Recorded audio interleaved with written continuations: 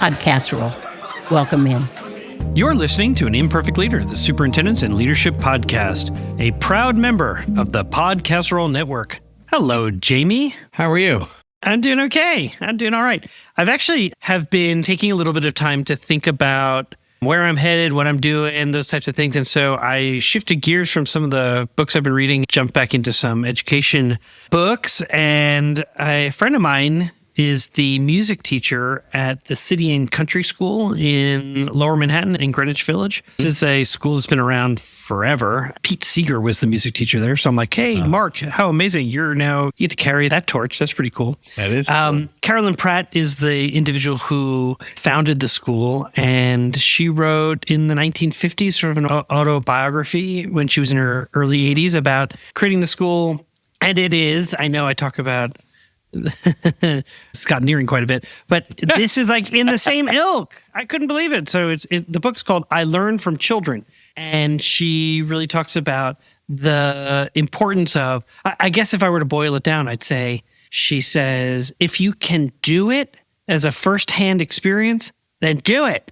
As opposed to reading about swimming, no, go swimming. And so she then expands that to all parts of what has become just a school that is quite beloved. And so I thought of our guest today and just thinking about the student voice and how do you engage. And so I'll stop there for a moment, but I'm just kind of curious. This book is so present, like ever present right now because I'm halfway through it. And it couldn't have come at a better time because of our guest today. Well, I was going to say, it sounds like it's confirmation bias for Peter Stiebelman's choice to go be a leader in an international school in Columbia. Well, okay, that too. But since today is about Patrick Green, our guest, and he's like talking about so there was another sort of thought I had, which is the Kauffman Foundation, big foundation in the U.S., and they have been doing a ton of funding of portrait of a graduate work. And so they talk about the value of real world learning, which is what I think Carolyn Pratt at the City and Country School would be talking about, real world learning. And then they get into sort of the jargon that she would reject about thinking about the kind of things that and skills that kids should learn and calling them market value assets. But Patrick Green talked about, hey, let's move away from over prioritizing like compliance and let's like think about the graduate learning how to self-manage and then thinking about from there just about like their own interest and taking an interest in what they're interested in. And so at any rate, I know I'm jumping into sort of what we do afterwards, but I certainly want people to be listening for they're gems. I mean, they're so important when I think about what we're hoping for with schools. I love that. I love it. I mean, I feel like those that listen to us, listen to more than one, probably just hear us say the same things over and over. Oh, yeah, real world learning. Yes. That's learning. A real endorsement for them to keep listening. Keep listening. Yeah. We say different things, people. Jesus. Worst marketer ever, Jamie. I am one of the worst marketers ever. I definitely agree with that because I'm very quick to notice. We've said this before. You know what? If it were such a universal thought, things would look different when it came to public education. Isn't that interesting, though? That part's really interesting to me in that we know that matters, right? So instead of reading about swimming, go swimming. And A, we struggle with it. We struggle to shift the model. B, that isn't true for everyone, right? So there's some of these things like actually books or, in this case, the devices allow access to experiences that a lot of people can't access quickly or easily. And there is a benefit, and this is what I think I liked about Patrick and him framing it, that this is especially coming from a parent who, when I am scrolling on Instagram, I told this to Dee recently, I'm like, this is always what gets me off of Instagram. I come back to Instagram, and I like this or I like that, but then I get flooded with, here's how you're destroying your children with screen time. It's like top 10 things you are destroying your children with. And I'm like, oh my God. This is your message from Instagram, from the algorithm. Yeah. The algorithm's telling me that. Even the algorithm's telling you like, hey, buddy, you're ruining, you're flooding their brains and your own. Exactly. I'm like, oh my gosh. And I go into panic mode. And what I liked about Patrick is that he's not talking about eliminating. He's talking about having some conversations about understanding what the actual impact is and making some choices. Yeah. And so I felt felt as a parent, I felt seen. You felt so seen, validated. Yeah, validated. So I'm not trying to eliminate it, and because it's not going to go away. It's going to be a part of my kid's life. It's part of, yes, he's playing Minecraft, probably right now. Yeah. So how do you find, we talk about Minecraft in the conversation. So check that out, everybody. What I would say is, as we go into the conversation, is AASA is happening next week, and how appropriate that this is the conversation we're having, because I actually am giving a talk around and joining two superintendents from Stonington, Connecticut. We're talking about what the research says. We're talking about the actual work that they're doing in their school district. And so I also felt seen in terms of the work that we do. And just as an aside, Yonder has always been a supporter of our podcast. I get to serve as an advisor to them. And I think they would feel pretty affirmed, and because he talks about the value of the more face-to-face interactions. Like, he actually says, when we are not distracted by our phones, we actually get more face-to-face interaction, and we get people to know each other's names and feel like they belong. And I was like, yep, there it is. I love it. So it's 100% true. I mean, the rule is for Leo, our youngest, that when his friends come over, the TV turns off. So if he's watching a show, it doesn't matter whether his screen time's up or not. His friends are here. Time to engage. Boy, am I glad he likes his friends. Could you imagine? Like, I have no friends. Nope, they're not coming over. We got nothing. So what channel? I'll put a little up. Yeah, I like you just cross yourself. No, I mean, you've talked in past episodes just about how many kids are on the street and just this sort of a roxaboxing kind of thing that they've got going on. I don't know if that reference means anything to you. It's a great picture book about kids who create this world together. So let's launch in, because I kind of want to talk about what we heard, and I really want to talk about some of the concepts that he brings up. Okay, let's go listen.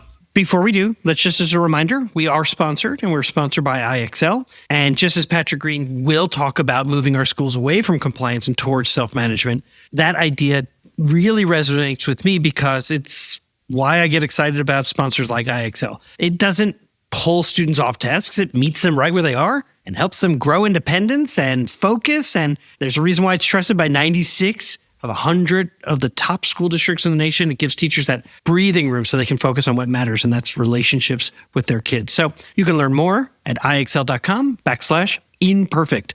All right, Jamie, let's get into it. Today on An Imperfect Leader, my guest is Patrick Green, an Apple Distinguished Educator and author of Classroom Management in the Digital Age. And after 20 years of teaching and leading in international schools around the world, Patrick has returned home, where he continues to explore how technology can deepen learning and deepen connection. Patrick, welcome to An Imperfect Leader. Thank you. It's great to be here. Yeah, it is so nice to meet you. And a big thank you to my dear friend David Buck for connecting us. And if it's okay, actually I was texting with him this morning. I was like, I'm going to see Patrick Green this day. So I'm very excited about that. If it's okay, if I could start our conversation with something that really has captured my attention, or I guess I should say it's an expansion of something that superintendents have been talking about now for at least the last 10 years, the portrait of a graduate. And we all know that a portrait of a graduate is a vision of the skills and the dispositions that students should have when they graduate from high school. And as I've learned more about you, I've learned that you have really helped educators bring data and storytelling to life through tools like Google Tour Builder and Mind Maps. And I'm wondering, how might district leaders think about the portrait of a graduate in the digital world? Like, what might be some skills that you think students should have when they graduate? I think we have on most walls in most schools sort of those lists of skills. A lot of them start with C: creativity, collaboration, critical thinking. One of the C's that I don't think should be there is compliance. And we want our kids to be innovative thinkers, and we want them to be problem solvers, not necessarily do things the way the teacher told you to. And I look back at my own career and I kind of chastise myself for caring so much about compliance. And, I worry about that today because I have a 15-year-old son, and he's going to do what teachers ask him to do. But I also want him to be innovating and thinking up new problems and solutions to those problems. In my work with schools now, though, I do get a chance. So I talk with middle school students and high school students about digital wellness and how these devices, phones, laptops are impacting our lives. And so one of the things that I really emphasize with them is just how important the skill of self-management is. And you can pull some different visuals off the internet from different sort of future forecasting, World Economic Forum sort of things where they're going to say, hey, in the future, self-management's really going to be key. The future is now. And these devices, while amazing, and they can allow us to communicate and collaborate and be creative, they also can be distracting. And so I really think that self-management is that ability that a student or an adult would have to be able to put themselves in the best position to do their best work. You have to know yourself. You have to realize, okay, these notifications from my phone are distracting me. And if I have that phone right here with me, I can't be my best problem solver. I even think about how little today we spend sort of time with our own thoughts. And people talk about how in the shower is sometimes where their best ideas are. And I think that's because we're alone with our own thoughts. So rarely anymore, the shower is one of those places where we're not listening to a podcast or scrolling social media, or like even now in waiting in line or waiting at the doctor's office. Anytime you're waiting, you're not waiting. You're consuming some other people's information. And I think it's when we actually, parents will often say, kids today need to be able to look out the window and just be bored.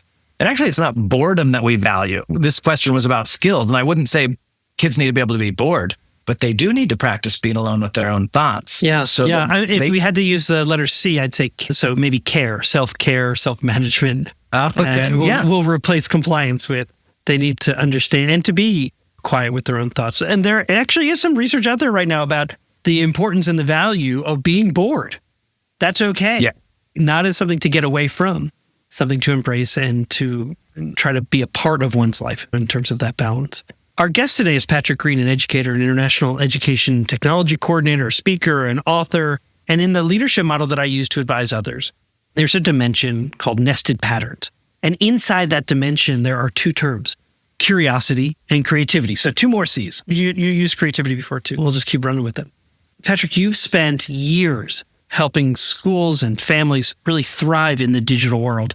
Before we started to hit record, you were telling me about your time just recently in Taiwan and in Japan and all the work that you're doing with families.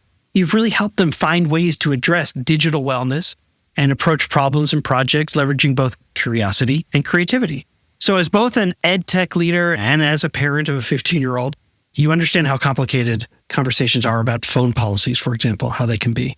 So what should school leaders include in their communication with caregivers so that a phone-free policy isn't just seen as a punishment, like what you're taking away, but as part of a larger effort to teach digital citizenship and community responsibility about what kids actually get when they do this?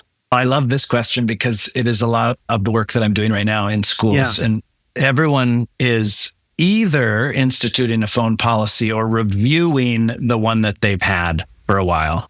And I do think elementary schools, middle schools have always done a little bit better of a job with this, but high schools, and many high schools maybe, have let it get to a point where they realize they need to fix something or make a change. And I think what I would say to school leaders is you need to first know your why and then communicate it really well. Because I think we're throwing around terms like, oh, it's for the mental health. Okay, mental health actually has many things impacting it. And if we think we're going to just create a phone ban and think, oh, it's solved, now mental health is fixed, that's not the right message. So when I'm working with schools, I'm helping people to come up with what is it we're really talking about? Because if you ask a teacher, like, how's the phone ban going? They're going to be, oh, it's great. Kids are totally listening to me again. So is it that kids are listening? Is that why? So I would say it's actually mainly around distraction. We want our young people to be able to focus. And distraction is one way of talking about it. Focus would be the flip side of that. Yes. Johan Hari's work around focus, I'm sure you're familiar with. I heard him speak last year, and it was just a revelation to that point that you're just making about, is it about engagement? Well, do we have a shared image of what we mean by engagement anyway? Because they'll say engagement might be that kids are listening to me now, or I'm not in a tug of war about put away your phone, I'm not on my phone kind of thing. Okay. So what is it that you're really looking for and the why? I love this. So please keep going. Sorry to interrupt. Yeah. So if distraction or focus is our key, then what would we see differently? So I think schools are here to educate. And so we would say we want students to be focused on their academics. We don't want them being distracted from being the student that they could be. Yes, that's true. Schools are also really focused on belonging and making sure, connection. right?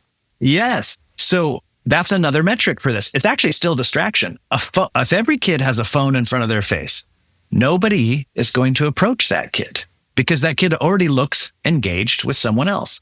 If we can remove those phones, now everyone looks more available to become my friend. And simultaneously, right, it works for the other person as well. And so when we are not distracted by our phones, we actually get more face-to-face interactions and we get people to know each other's names and feel like they belong as part of a community.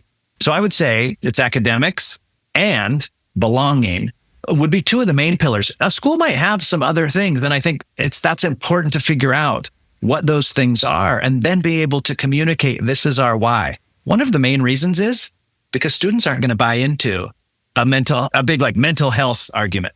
They might buy into the fact that it feels good to not be distracted so much, and actually they're doing a little better in their schoolwork. They might be feeling without these devices where everyone can start taking photos and record me, I feel a little bit more like I can be my real self and interact with other people, which could increase belonging. So there's some things that kids could buy into if we talked about them that way. I went to visit a middle school in Silicon Valley and talked with students about phone use. And one child said to me that she now can eat lunch without fear of someone taking a picture of her and calling her a cow and then uploading it and saying, look how much food this person's eating.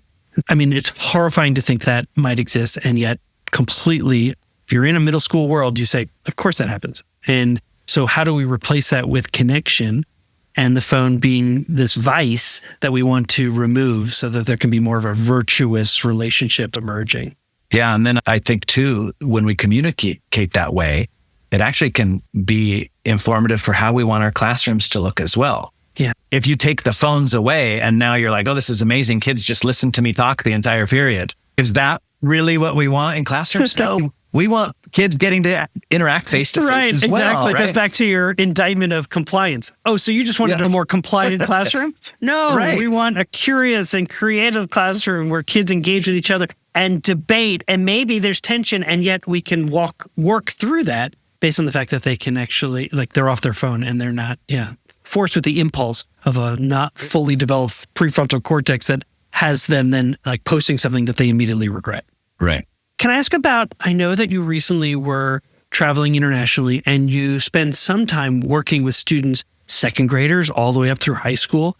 How did those conversations, what do they look like? How are they more as a focus group type of, for them to understand the why? Is it that tell me about that if you don't mind. I'm kind of curious. Yeah. Typically, some schools will put me in small groups, listening tour, so that I can report back to here's what kids are saying about school. Gotcha. Of course, I'm there on digital wellness, so I'm pretty targeted. Yeah. One of the things I might ask students is, so tell me why we have a phone policy, right? Because I want to hear in their words. Right. They want to punish me. Yeah. I mean, it's different in some schools. Kids can actually speak to the real reasons why the adults have this policy. Other students can't. And that's a real eye-opener for an administration to be like, everyone's going to say, oh, we did this. We communicated this work. Well, I'm sure you did. And if kids can't say why it is, then they still don't know it. So we need to reteach it. I mean, that's what we do in our classrooms. Exactly. But one of the other things I do, though, with large groups is I will do a large group assembly, let's say for middle school. And that talk is actually called Why Your Parents Are Freaking Out About Your Screen Time and What You Can Do About It. Because I'm really trying to give them some tools, right? So I'm going to talk a little bit I'm going to weave in self-management, but I'm also going to weave in, hey, how could you reduce some of the conflict with your parents over the screen time? Because I know that's happening, especially in middle school. I think there's a little less conflict actually in high school from the students I talk to. And part of that is parents are starting to let go a little more and maybe sometimes even give up on trying to control so much. But I really talk with students about how your parents want the best for you and they have some worries and concerns. And what if you actually demonstrated to them your digital skills and your digital citizenship and how you're protecting yourself and how you're taking care of your friends online and how you're being a good teammate, and just trying to kind of give them a little bit of a toolkit to be able to communicate with adults. Yeah, no, that makes a ton of sense. I'd like to ask you a question I ask every guest who comes on the podcast. How does the term an imperfect leader resonate with you? I would say guilty. That's how it resonates with me. So what I'm thinking right now about as a leader in my own family, right? Because a lot of the work that I'm doing in schools is parent focused. About 50% of the work in any school that brings me in, I'm going to engage the parent community around setting up structures and boundaries for their young people. But when I think of myself as a dad, I don't always make the right call. And one of the ways I feel like this helps me to understand being a leader in schools is these young people today, we worry about how much they're on social media, and we worry about the messages that they receive on social media. We all need to get our heads around. One of the main messages they get is that everybody's perfect. And then that is the goal. No one is posting a photo of their bad breakfast. They're posting a beautiful image of this breakfast. No one is posting a photo of, oh, I'm still at home on spring break, bored. They're posting, I'm on a yacht, I'm on a beach. And then, of course, young people are posting a lot of beautiful photos of themselves. And that's what the celebrities are doing as well. And so no one's posting, I've got a pimple on my nose today, I've got a bad hair day. And young people can end up with a feeling of, I'm not good enough, I don't measure up, everyone else is happier, everyone else is wealthier, everyone else is more beautiful. And so we really have a job these days in pulling back the curtain on that and helping young people to understand nobody's perfect and people have rough days. And I think about that in my own family. Like, I want my son to know, like, I don't make all the right decisions. And I want to talk about it. I want to hear from him how some of the rules and boundaries that I'm putting in place he's struggling with. It doesn't mean I might change him, I might not, but we've got to be able to have a dialogue. And today, everything's so polarized. You don't ever get to disagree. I want my son to know, actually, disagreement is good. It helps me to understand. Maybe it strengthens my argument and my resolve, or maybe it weakens it. And there's nothing wrong with changing your mind. That's learning. And we'll be right back. Hey, district leaders, I know you already know this. In schools worldwide, cell phones are posing real challenges on student engagement and mental well-being. And I want you to meet Yonder, a proud sponsor of An Imperfect Leader. And let me share this story from a visit I made to some schools in Silicon Valley. I asked some kids what they liked about Yonder, and after some funny looks, they shared that actually, with Yonder, teachers don't have to battle with them over phones anymore. In fact, one kid said to me he didn't have to worry anymore about his parents texting him in class, and the kid next to him sort of shoved him and goes, "Texting? My mom used to FaceTime me in class." I want to introduce you to a support system that increases teaching and learning. I want you to discover why 1 million students choose Yonder daily. Minimize distractions, maximize learning potential. To learn more, go to overyonder.com. YONDR. So I want to talk a minute about the Mosaic Project. It is one of our favorite organizations and has over 25 years of experience empowering students to really celebrate differences, communicate assertively, and resolve conflict peacefully at their outdoor school. I happen to have experience being part of the Mosaic Project, and so I can absolutely tell you it's an amazing organization.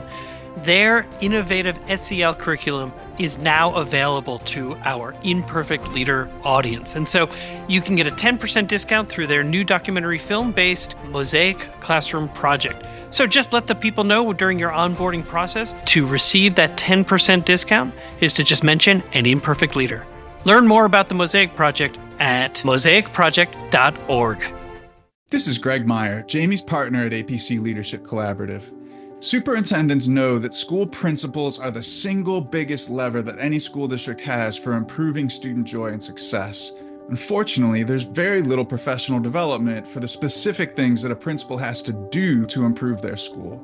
At APC Leadership Collaborative, we specialize in coaching principals to take on audacious goals, build their leadership skills, and make big improvements in their school.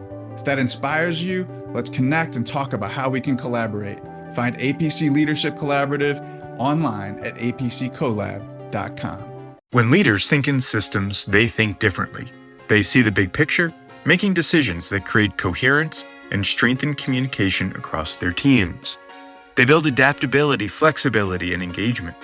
Every day, school leaders face complex challenges, from student engagement to staff alignment. What if your team could see those challenges as part of a bigger picture? That's what happens when you think in systems. It's how leaders turn complexity into connection and challenges into opportunities for growth. At the Waters Center for Systems Thinking, we help educators and organizations build this capacity, developing the habits and tools that turn vision into action. Think differently, think in systems. Sign up for our webinars, free resources, or a consultation by visiting our website, which you can find in the show notes. We're back for segment 2 of An Imperfect Leader called Imperfect Leadership in After Action. My guest today is Patrick Green, an educator, an international education technology coordinator, speaker, an author. And in this segment, we ask our guests to deconstruct a decision that they made and then what they learned from it. So let's discuss that. Patrick, what happened? So we were launching a laptop program in a middle school. And as part of this, we built a new sort of technology help center, we called it. And it was beautiful. It looked like an Apple store. It had a counter. And part of the vision at the time was we want a place where kids can come and kind of not be told what to do, to have some autonomy, to be able to make some choices, come in, sit down, use your devices however you want, get some charging power if you need it. And so I don't know, maybe it was 3 weeks into the school year. And this was a school-owned device program where we'd handed out laptops to every kid. And so I see these 3 boys sitting up at the sort of the Apple bar, and I could see a game.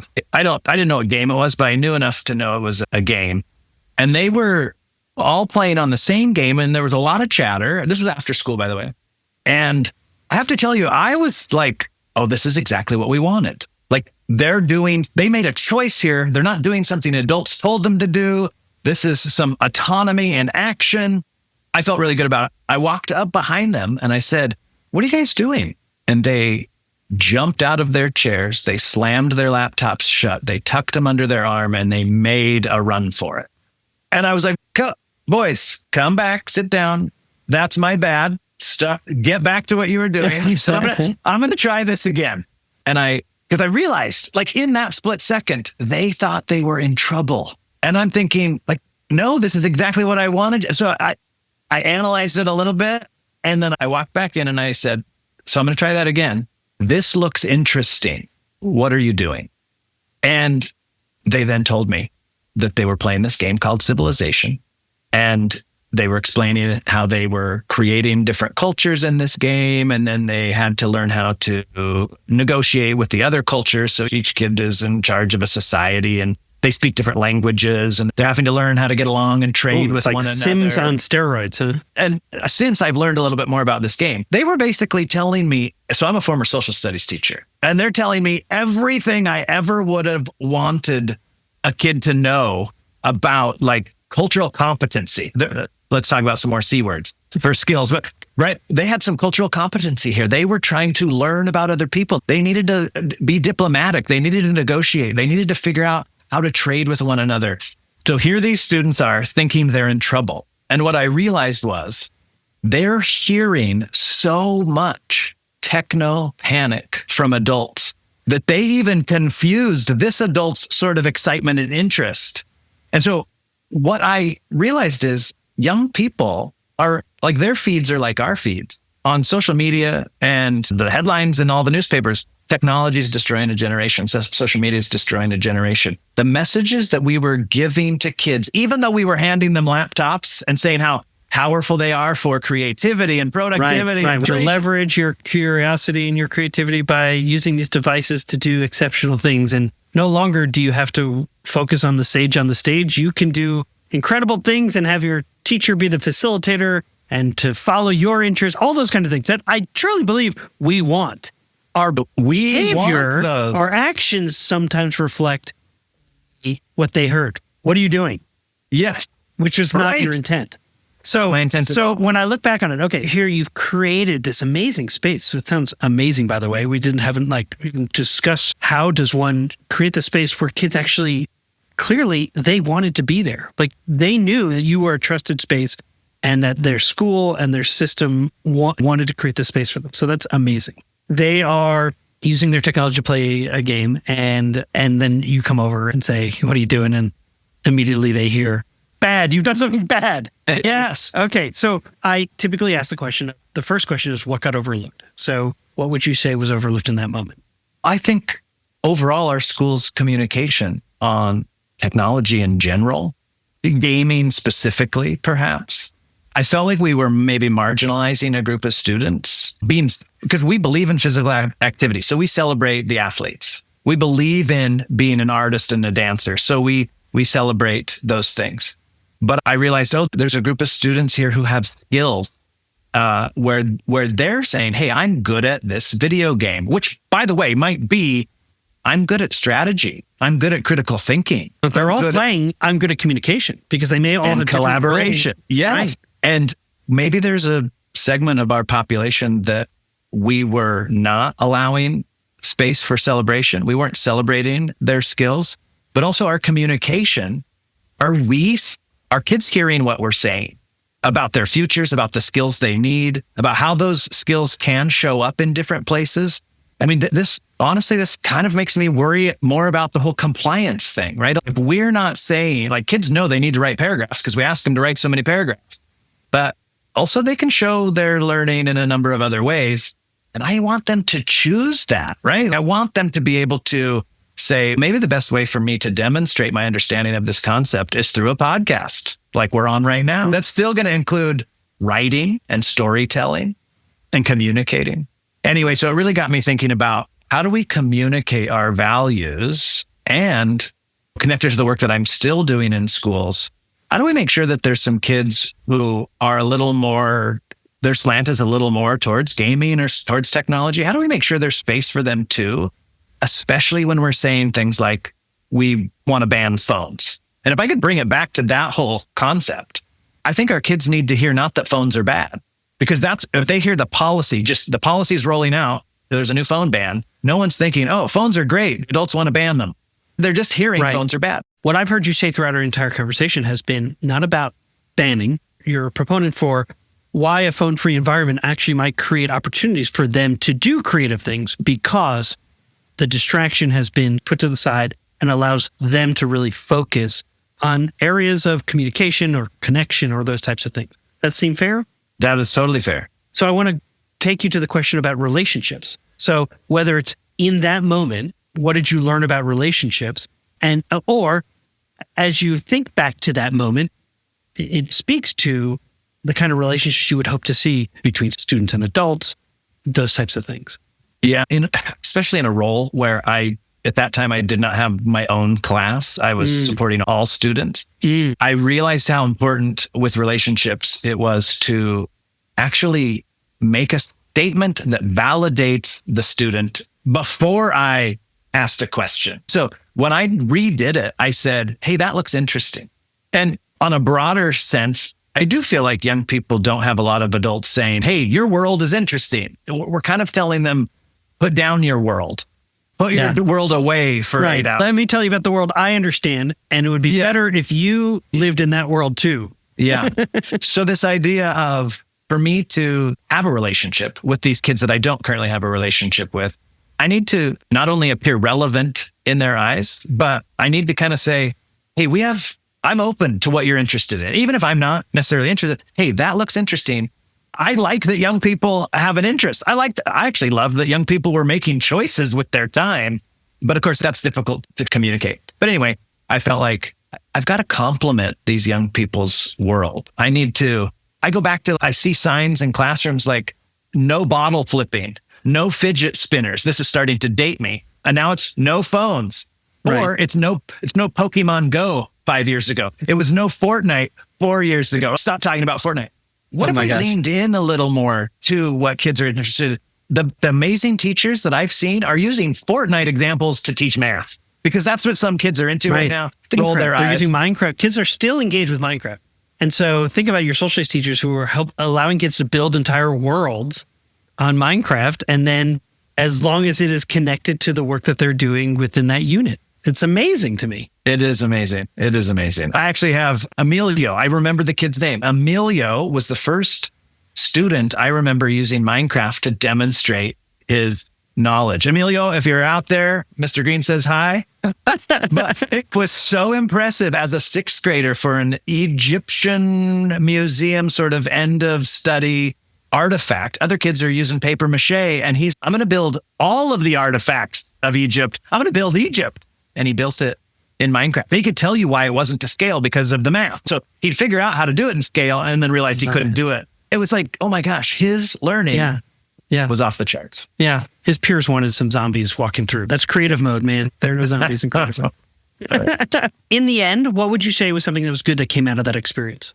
It helped me to realize we had some work to do on communication. And how does it inform your subsequent conversation with kids, the advice that you give schools, the parent communication workshops that you do all over the world? I mean, it seems like when I ask someone to kind of think through a situation where they learn something, it usually goes back to one that they think about a lot. And so this may be one of those sort of situations like, in that moment. And yet now what it has done for me as I think about how I help others is, so I guess, what would you say was something that you learned? Yeah, I think the big thing is, what are we saying and what are kids hearing? And do those match up? Because we can say we communicated this, but if they're not hearing that, their perception is their reality. And so we've got to keep asking kids, what are you hearing with what we're saying with these things? And make sure those match up. And I would say that's a lot of the work that I do. I'm trying to get parents to have empathy for their teens so that they can actually speak in a language where kids can hear what they're trying to say. Kids might hear, you want me to put my phone away. What we want them to hear is, we care about you. We care about your future. We want to give you a distraction-free environment. We want you to feel what it feels like to not be distracted and maybe make that choice on your own. But again, that's the thing. We have to make sure kids are hearing us and what we're actually saying. I think we're going to end there because I think that's a really powerful message. And I think it's a really powerful message, particularly when I think about leaders all across the nation here, which is our primary audience. We have an international audience to some extent. And so your international colleagues around the world as well, who are thinking about, how do I engage children? How do I engage communities? How do I engage an entire system to really be thinking about what you're speaking about? I think is a human-centered approach. Allowing children the opportunity to really understand the why, making sure that school districts and school superintendents are defining that why with their community, not for their community, essentially. Our guest today was Patrick Green, an educator, international education technology coordinator, a speaker, international speaker, an author. And you had said something also earlier about when I asked you about being an imperfect leader. And so many of us remember leading through the pandemic and how social media and their phones and their devices were really the only window to the world, and how we know after the pandemic, anxiety and depression really did increase because students and children had felt like they were just fed this perfect and idealized world that everybody else was having, but not them. And so your work is so important. I'm so grateful that you gave us time to be on this podcast today. Thank you. It was a really fun conversation. Thanks so much. One last thing, and I appreciate the thank yous. How can people find you if they'd like to talk to you a little bit more? Your website? Yeah, so my website is winningscreentime.com. And that name comes from the fact that most of the articles and headlines out there are people complaining about losing screen time battles. So there are plenty of people who are winning and having great conversations with young people about how to live in a better balance with devices. And so winningscreentime.com is my website, and I am Patrick at winningscreentime.com if you're looking to email me. Thanks so much. Thank you. All right, so we're back. I honestly, you know what I want to start with? If you don't mind. I don't mind. It's overly simplistic, and he indicates that it's not really about boredom, but kids being left to their thoughts with it. When we take away the distraction, what came to my mind was the concept of mindfulness, that there are less moments of downtime or pause where your mind wanders. And I'm apologize for the bias that goes with my generation in that when we would ride the bus, you would just ride the bus. He stared out the window. Yeah, and your mind would wander. Okay, not to get too graphic, but when you'd go to the bathroom, you just go to the bathroom. Well, he references the only time you have it now is in the shower. It's like the only quiet time where nobody's there. Exactly. Yeah. Exactly. Yeah. And so I really resonated with that because I think that matters a lot. It's where your brain is left to explore and go on and on and go wherever it goes. And even I thought it was ironic that we were talking about this as I listened to a podcast about that. Totally. Yeah, okay. I probably shouldn't be listening to this podcast. I probably should stop and just embrace the quiet. Yeah. I'll tell you, one of the things that he talked about that I thought, and this I think goes with this idea of embrace.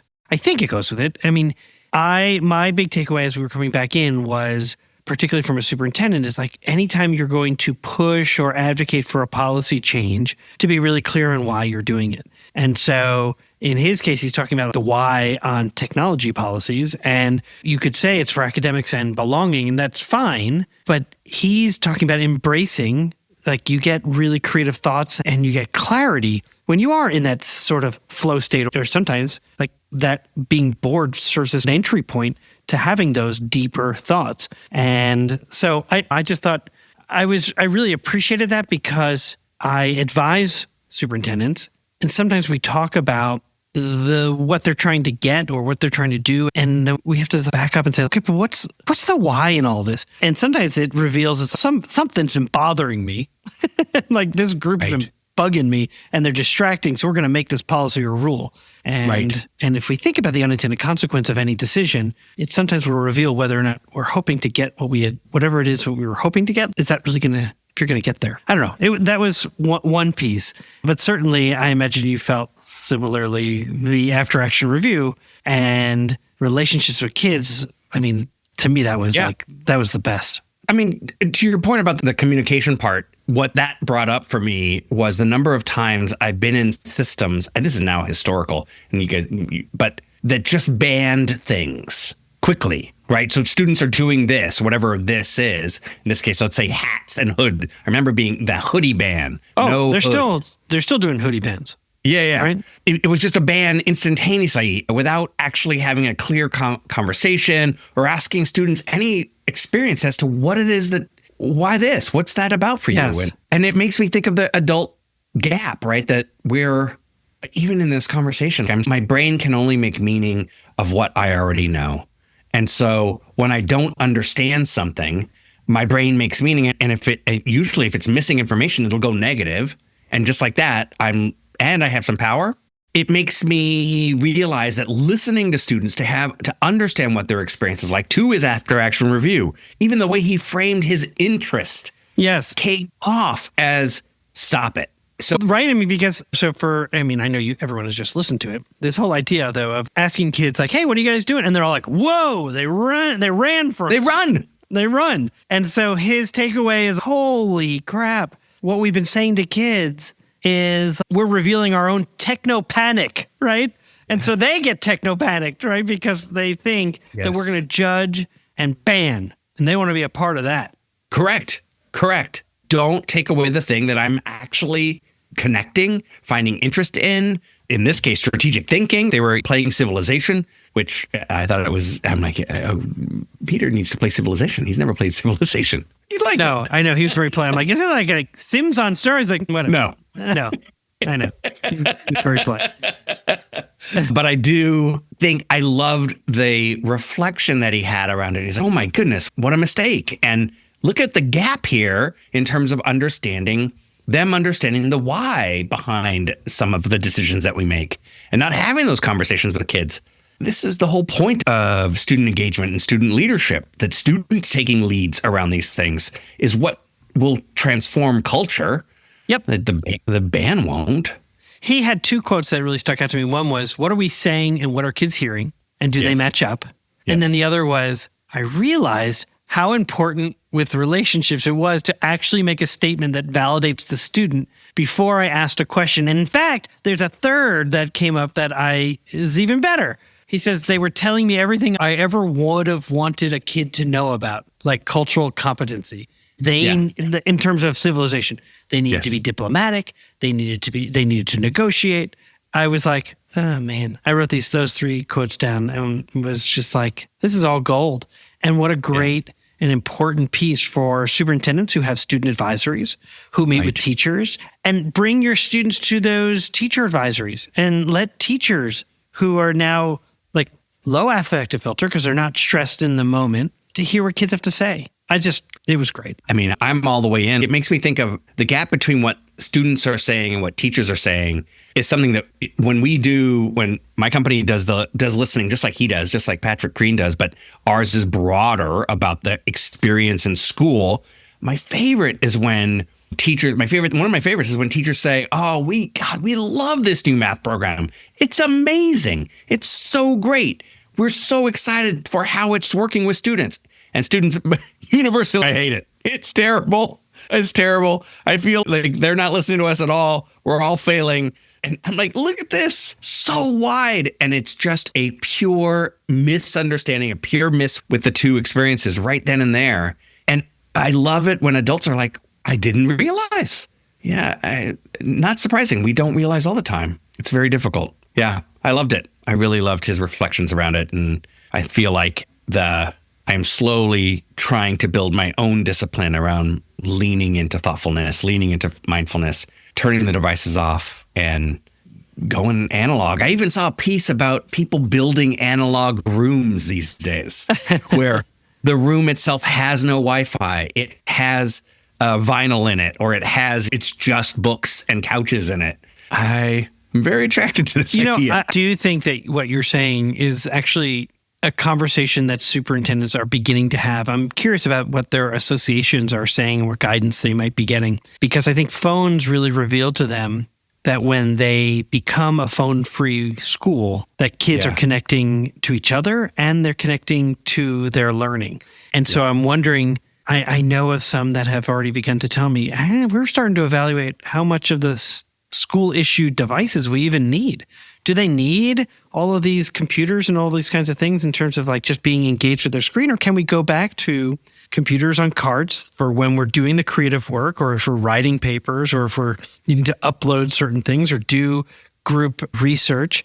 But maybe we don't need all of these other things if we really want to have purposeful and meaningful conversation and dialogue that really encourages them to be the kind of creative thinkers. And I do think the introduction of AI and their worry, not in terms of students cheating, but students becoming so overly reliant on a large language model giving them information that perhaps they want to pull back and push forward the tactile, the holding the book to do the research, to write the notes, to have those conversations with each other. So I'll be curious over the next year to see where this starts to go, because I think a year and a half ago, going phone free bell to bell was seen as a third rail career killer. And so now I'm wondering, will they make a similar decision with the rest of the devices that are out there? If we're going to all be together in the space, let's be together. That makes sense. Let's do that. Yeah. Think about a recent conversation we had with Larry Cuban and what is the point of school and how, and I've been thinking about that conversation quite a bit. And I started our conversation by telling you about the book I Learned from Children. And she asks, Carolyn Pratt, the founder of the City and Country School, she says, when you ask people, what is school for? And if they say learning, you need to dig a little deeper. Learning about what? Learning how? So to begin to really break down some of these traditional thoughts we have about teaching and learning in kids and development, all those kinds of things. Getting beyond what Patrick talks about in compliance, getting away from compliance and getting into innovation and exploratory thinking, letting students' brains go faster than ours because they are. That's right. It's great. It's wonderful when you do. This has been fun. You've been listening to An Imperfect Leader, the Superintendents and Leadership Podcast. I'm Peter Stiepelman. And I'm Jamie Manzan. And we will see you next week. See you, Jamie. See you later, Peter. Music for An Imperfect Leader was written and arranged by Ian Varley. Sam Falbo created our artwork, a wood print inspired Daruma doll butterfly. Remember, imperfect leadership is not a scarlet letter. It's a badge of honor. It recognizes that serving as a lead learner is about being a vulnerable leader, an empathetic leader, a compassionate leader. We are proud to be imperfect leaders, so join us next time for another episode of An Imperfect Leader, the Superintendents and Leadership Podcast.